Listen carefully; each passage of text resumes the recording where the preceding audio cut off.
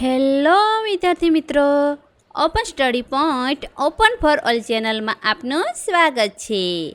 આજે આપણે શીખીશું ધોરણ 9 વિષય સામાજિક વિજ્ઞાનનો પાઠ 2 પ્રથમ વિશ્વયુદ્ધ અને રશિયન ક્રાંતિના સ્વાધ્યાયના પ્રશ્નોના જવાબની સમજ મેળવશું.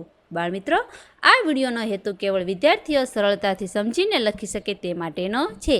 માટે પ્રશ્નના જવાબ જરૂર જણાય ત્યાં તમારા વિચારો મુજબ લખવા જરૂરી છે. તો ચાલો શીખીએ. પાઠ 2 પ્રથમ વિશ્વયુદ્ધ અને રશિયન ક્રાંતિના સ્વાધ્યાયના પ્રશ્નોના જવાબની સમજ.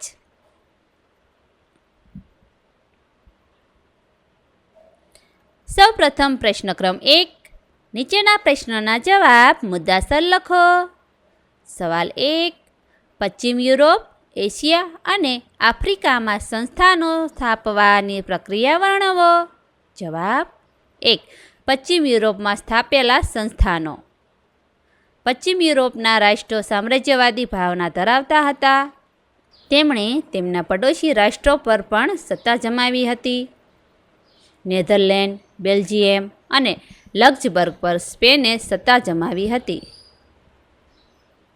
પોર્ટુગીઝ શાસક બિનવારસ મૃત્યુ પામતા લોહીના સંબંધે પોર્ટુગલ સ્પેનના રાજા ફિલિપ્સ બીજાના હાથમાં આવ્યું. લગભગ 6 દાયકા સુધી બિન યુરોપીય દેશોમાં સંસ્થાની સ્થાપવાનો ઇજારો એકમાત્ર સ્પેન પાસે રહ્યો. ફ્રાન્સ અને ઓસ્ટ્રેલિયાએ ઇટાલી અને જર્મની પર સત્તા જમાવી. 2. એશિયામાં સ્થાપેલા સંસ્થાનો.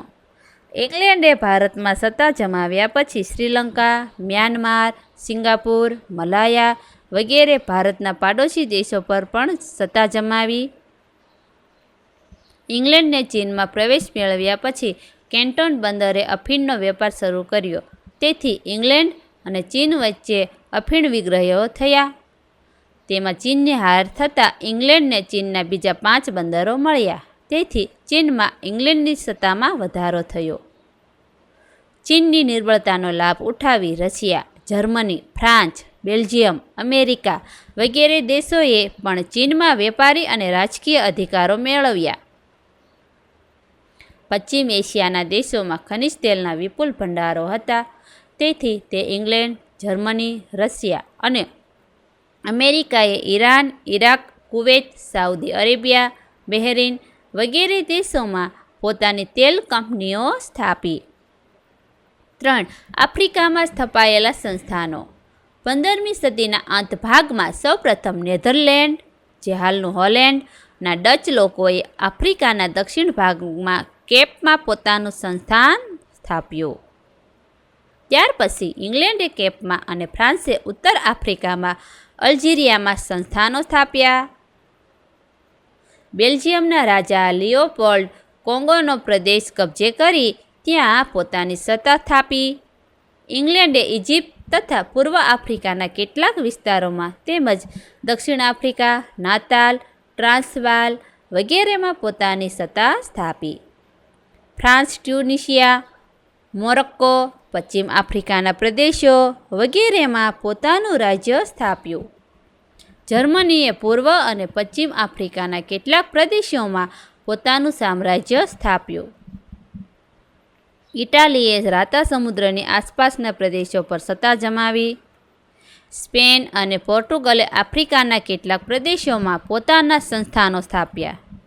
આમ ઈસવીસન 1880 સુધીમાં યુરોપના મોટાભાગના દેશોએ એશિયા અને આફ્રિકાના ઘણા પ્રદેશોમાં પોતાના સંસ્થાનો સ્થાપ્યા. 2. પ્રથમ વિશ્વયુદ્ધ માટે જવાબદાર પરિબળો જણાવો.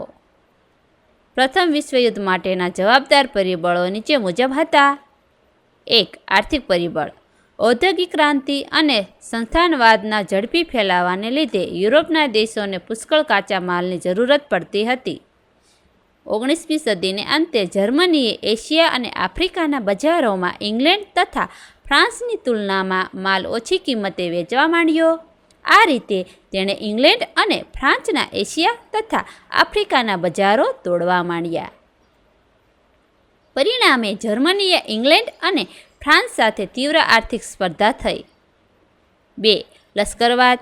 પાડોશી દેશોના આક્રમણના ભય અને શંકાથી England, France, Germany, Italy, Russia વગેરે દેશોએ સ્વરક્ષણના બહાના હેઠળ પોતાના લશ્કર અને શસ્ત્ર સામગ્રીમાં વધારો કરવા માંડ્યો.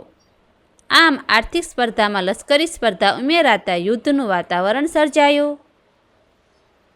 3. જૂથબંધીઓ.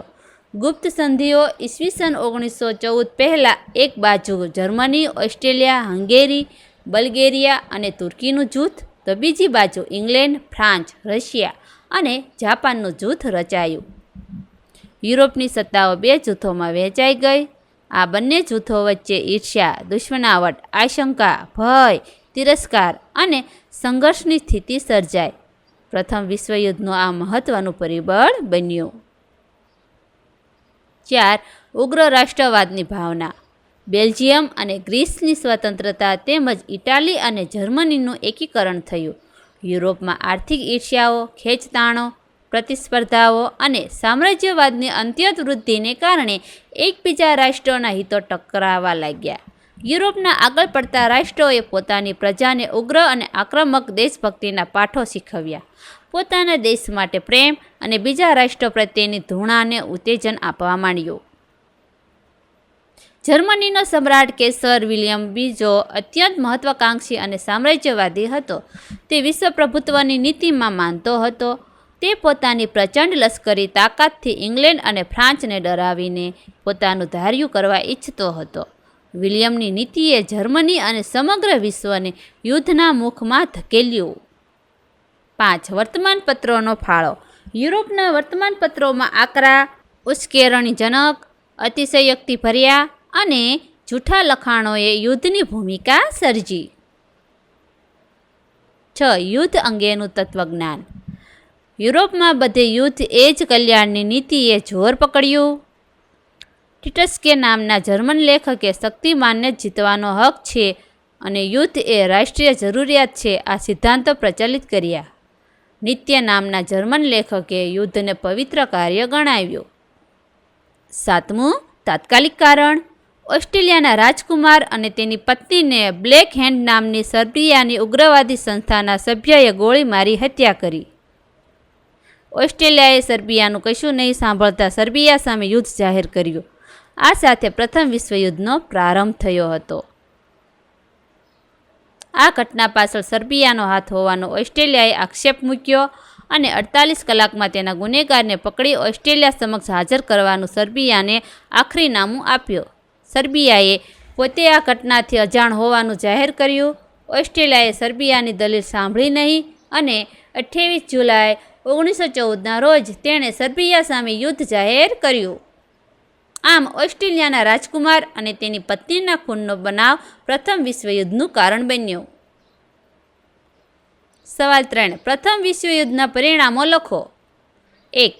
ઓગસ્ટ 1914માં શરૂ થયેલા પ્રથમ વિશ્વયુદ્ધનો 11 નવેમ્બર 1918ના રોજ અંત આવ્યો. આ યુદ્ધમાં જર્મની અને ધરીણાનો પરાજય થયો અને મિત્ર રાષ્ટ્રોનો વિજય થયો. પ્રથમ વિશ્વયુદ્ધના પરિણામો નીચે મુજબ હતા. 1. જાનમાલની હાનિ.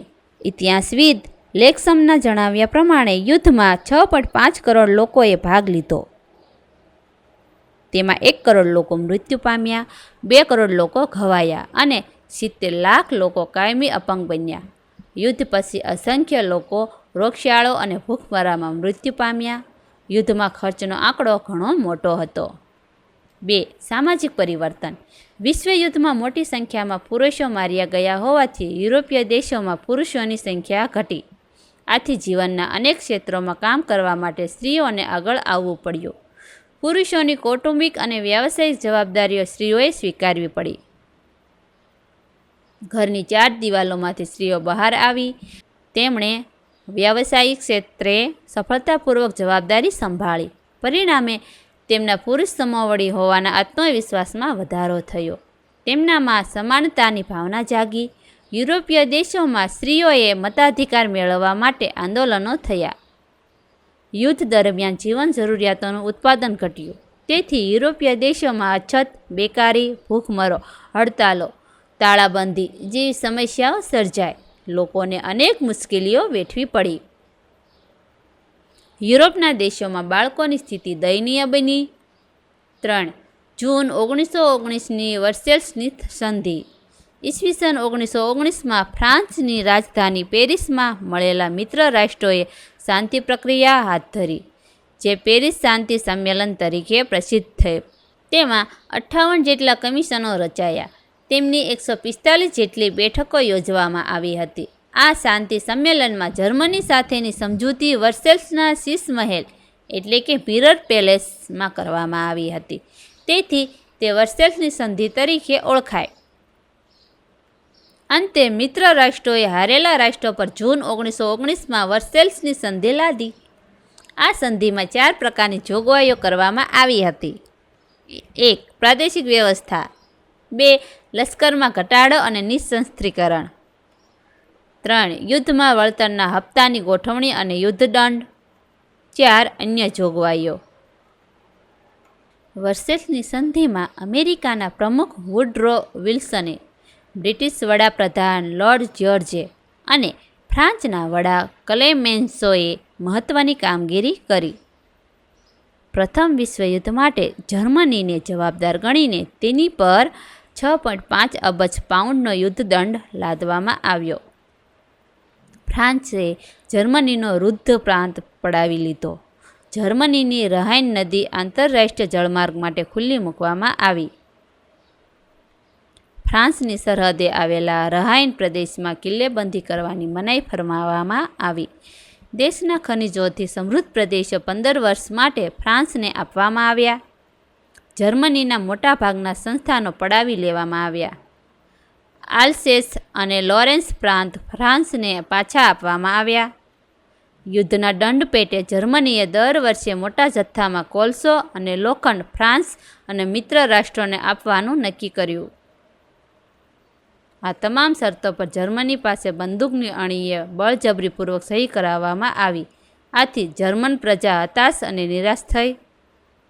વર્સેલ્સની સંધિથી જર્મનીનું અર્થતંત્ર છિન્ન ભિન્ન થઈ ગયું. 4. દૂરગામી પરિણામો. યુદ્ધમાં પરાજિત રાષ્ટ્રો સાથે કરવામાં આવેલી વર્સેલ્સની સંધિમાં વેરની ભાવના હતી. તેનાથી વિશ્વમાં શાંતિ સ્થપાઈ શકાય નહીં. વિશ્વ શાંતિ જાળવવા રાષ્ટ્રસંઘની સ્થાપના થઈ. રશિયાને રાષ્ટ્રસંઘમાં સ્થાન આપવામાં આવ્યું નહીં. અમેરિકા રાષ્ટ્રસંઘમાં જોડાયું નહીં. વિશ્વ ફરીથી 2 ભાગોમાં વહેંચાઈ ગયું. આમ પ્રથમ વિશ્વયુદ્ધની શાંતિ પ્રક્રિયામાં જ દ્વિતીય વિશ્વયુદ્ધના બી રોપાયા. પ્રશ્ન 2. ટૂંક નોંધ લખો. 1. રશિયન ક્રાંતિ. ઈસવીસન 1917ની રશિયન ક્રાંતિ વિશ્વના ઇતિહાસની એક મહત્ત્વની ઘટના ગણાય છે. રશિયાના જાર રાજાઓ આપખુદ હતા. તેઓ નિરંકુશ સત્તાનો ભોગવતા હતા. જારના શાસનમાં પ્રજાને કોઈ અધિકાર ન હતો. રશિયાની પ્રજા જારશાહીના દમન નીચે કચડાતી હતી. જાર રાજાઓ એટલા બધા કઠોર હતા કે જો કોઈ વ્યક્તિ અધિકારની માંગણી કરે તો તેની પર અત્યાચાર ગુજારવામાં આવતો અથવા તેને કાતિલ ઠંડી ધરાવતા સાઇબિરિયામાં મોકલી દેવામાં આવતો. આમ રશિયાની આપખુદ નિરંકુશ અને અત્યાચારી જારશાહી દ્વારા પ્રજાને દુઃખ, ગરીબાઈ અને યાતના જ મળી. રશિયાના ખેડૂતો, ખેતદારો અને મજૂરોનો મોટો વર્ગ રશિયાની સામંતશાહીથી કચડાતો હતો. તેઓ તેમના માલિકોના ખેતરોમાં કમરતોડ કાળી મજૂરી કરતા, છતાં તેમને પૂરતું વળતર મળતું નહોતું. તેમની સ્થિતિ કંગાળ બની હતી. 22 જાન્યુઆરી 1905ને રવિવારના દિવસે સેન્ટ પીટર્સબર્ગના લોકો ફાધર ગેપોન નામના પાદરીના નેતૃત્વ નીચે વિશાળ સરઘસ કાઢીને જાર નિકોલસ બીજાને આવેદનપત્ર આપવા માટે તેના મહેલે ગયા. તે નિશસ્ત્ર હતા. કેટલાક લોકોના હાથમાં જારની છબી હતી. તેમાં રશિયાનો ગોરો નાનો, પ્રભુ ઘણું જીવો જેવા સૂત્રો લખેલા હતા. આ લોકો પર જારે લશ્કર દ્વારા ગોળીબાર કરાવી હજારો નિર્દોષ લોકોને મારી નાખ્યા અને હજારોને ઘાયલ કર્યા. સેન્ટ પીટર્સબર્ગના જારના મહેલ આગળનો બરફ લોહીથી લાલ થઈ ગયો. આ દિવસે રવિવાર હતો, તેથી એ દિવસ લોહિયાળ રવિવાર તરીકે ઓળખાય છે. ઈસવીસન 1905માં રશિયા અને જાપાન વચ્ચે યુદ્ધ થયું. તેમાં રશિયાનો પરાજય થયો. આથી ઝારશાહીની નબળાઈઓ ખુલ્લી પડી. રશિયાની પ્રજા ઉશ્કેરાઈ. તેણે ઝાર રાજા સામે ભારે દેખાવો કર્યા. રોષે ભરાયેલી રશિયન પ્રજાને શાંત પાડવા ઝારે વર્ષોથી નહીં કે બોલાવેલી ડુમા એટલે કે ધારાસભા બોલાવવાની જાહેરાત કરી. સમયાંતરે ડુમાની 4 બેઠકો થઈ, પરંતુ તે પ્રજાને સંતોષ થાય એવા પગલાં ભરે તે પહેલાં તેને બરખાસ્ત કરવામાં આવી. 8 માર્ચ 1917ના રોજ પેટ્રોગાર્ડના કામદારોએ હડતાલ પાડી. હડતાલને દબાવી દેવા માટે ઝાર નિકોલસ બીજાએ સૈન્ય મોકલ્યું, પરંતુ સૈન્ય ગોળીબાર કરવાનો ઇનકાર કર્યો. આ બનાવથી રશિયામાં ક્રાંતિની શરૂઆત થઈ. ઝારશાહીના પતન પછી કેરેન્કીના નેતૃત્વ નીચેના મેગ્નેવિક એટલે કે લઘુમતી પક્ષના હાથમાં સત્તા આવી. ઝારશાહીના પતનથી એકમાત્ર લેનિન સિવાય રશિયાના બધા લોકો ખુશ થયા હતા. લેનિન માર્ક્સવાદી વિચારસરણી મુજબ શ્રમજીવીઓના વર્ચસ્વમાં માનતો હતો. મેગ્નેવિક પક્ષમાં મધ્યમ વર્ગના લોકો વર્ચસ્વ ધરાવતા હતા. લેનિને બોલ્શેવિકોને મેગ્નેવિકો વિરુદ્ધ ઉશ્કેરી નવેમ્બર 1917માં સશસ્ત્ર ક્રાંતિ કરી સત્તા પ્રાપ્ત કરી, જે સમાજવાદી બોલ્શેવિક ક્રાંતિ તરીકે જાણીતી બની. આમ રશિયામાંથી ઝારશાહીના 300 વર્ષ જૂના શાસનનો અંત આવ્યો. પ્રથમવાર રશિયા ઝાર વિનાનું બન્યું. 2. પ્રથમ વિશ્વયુદ્ધની ઘટનાઓ. 1 ઓગસ્ટ 1914ના રોજ પ્રથમ વિશ્વયુદ્ધ શરૂ થયું. વિશ્વયુદ્ધ દરમિયાન વિશ્વના રાષ્ટ્રો 2 જૂથોમાં વેચાઈ ગયા. 1. England, France, Russia, Italy, Japan, Serbia, America વગેરે મિત્ર રાષ્ટ્રનું જૂથ, જ્યારે બીજું જર્મની, બલ્ગેરિયા, તુર્કી, હંગેરી, ઓસ્ટ્રેલિયા વગેરે ધરી રાષ્ટ્રોનું જૂથ. મિત્ર રાષ્ટ્રોના પક્ષે 24 રાષ્ટ્ર અને ધરી રાષ્ટ્રોના પક્ષે 5 રાષ્ટ્રોએ યુદ્ધમાં ભાગ લીધો. યુદ્ધની શરૂઆતમાં જર્મનીએ યુરોપમાં નોંધપાત્ર વિજય મેળવ્યા. તેણે ફ્રાન્સ અને રશિયાના સૈનિકોનો મોટી સંખ્યામાં સંહાર કર્યો. સબમરીને યુદ્ધ કરીને તેણે મિત્ર રાષ્ટ્રોના અનેક જહાજો ડૂબાડી દીધા. યુદ્ધમાં બંને જૂથોના પરસ્પર હવાઈ હુમલાઓ, ટેન્કો, ઝેરી ગેસ વગેરેના ઉપયોગ દ્વારા લાખો સૈનિકો અને નાગરિકો માર્યા ગયા. ઈસવીસન 1917માં રશિયામાં ક્રાંતિ થઈ, તેથી રશિયા યુદ્ધમાંથી બહાર નીકળી ગયું. આ સમયે જર્મની ખૂબ શક્તિશાળી રાષ્ટ્ર હતો. તેણે અમેરિકાની લ્યુસિટાનિયા સ્ટીમરને ડૂબાડી દીધી. આ ઘટનામાં અમેરિકાના 147 સૈનિકો માર્યા ગયા. એપ્રિલ 1917માં અમેરિકા યુદ્ધમાં મિત્ર રાષ્ટ્રોના પક્ષે જોડાયું. તેની સાથે પનામા, ગ્રીસ, ક્યુબા, ચીન, સિયામ વગેરે દેશો પણ મિત્ર રાષ્ટ્રના પક્ષે જોડાયા. આથી મિત્ર રાષ્ટ્રોની તાકાતમાં વધારો થયો. અમેરિકાના સૈન્ય સામે જર્મનીનું સૈન્ય ટકી શક્યું નહીં. આથી સમગ્ર યુદ્ધનું પાસું પલટાઈ ગયું. સપ્ટેમ્બર 1918માં બલ્ગેરિયાએ, ઓક્ટોબર 1918માં ઓસ્ટ્રેલિયાએ અને તુર્કીએ મિત્ર રાષ્ટ્રોની શરણાગતિ સ્વીકારી. જર્મનીનો સમ્રાટ કેસર વિલિયમ બીજો જર્મની છોડીને ભાગી ગયો. જર્મન પ્રજાસત્તાકે 11 નવેમ્બર 1918ના રોજ મિત્ર રાષ્ટ્રોની શરણાગતિ સ્વીકારી, યુદ્ધ વિરામ પર હસ્તાક્ષર કર્યા. આમ પ્રથમ વિશ્વયુદ્ધનો અંત આવ્યો. 3. રાષ્ટ્રસંઘના ઉદ્દેશો. 10 જાન્યુઆરી 1920ના દિવસે રાષ્ટ્રસંઘની રચના કરવામાં આવી, જેના ઉદ્દેશો નીચે મુજબ છે. આંતરરાષ્ટ્રીય ઝઘડાઓનો શાંતિ રીતે ઉકેલ લાવવો, યુદ્ધ નીતિનો ત્યાગ કરવો, જો કોઈ રાષ્ટ્રસંઘની અવગણના કરે તો બળવાખોર રાષ્ટ્ર જાહેર કરવું, આંતરરાષ્ટ્રીય સ્તરે એકબીજા દેશોને સંબંધો વિકસાવવા, આંતરરાષ્ટ્રીય શાંતિ અને સલામતી જાળવવી, દરેક રાષ્ટ્ર અન્ય રાષ્ટ્ર પ્રત્યેની અખંડિતતા જાળવવી. પ્રશ્ન 3. કારણ આપો. 1. પ્રથમ વિશ્વયુદ્ધ પછી રાષ્ટ્રસંઘની સ્થાપના કરવામાં આવી, કારણ કે વિશ્વયુદ્ધની ભયાનકતાએ વિશ્વના દેશોને વિશ્વ શાંતિની અનિવાર્યતા સમજાવી અને તે માટે આંતરરાષ્ટ્રીય સંગઠનની આવશ્યકતા સમજાવતા તે દિશામાં સત્વરે વિચાર કરવાની ફરજ પડી. અમેરિકાના રાષ્ટ્રપતિ વુડરો વિલ્સને રાષ્ટ્રસંઘની સ્થાપનામાં વિશેષ યોગદાન આપ્યું હતું.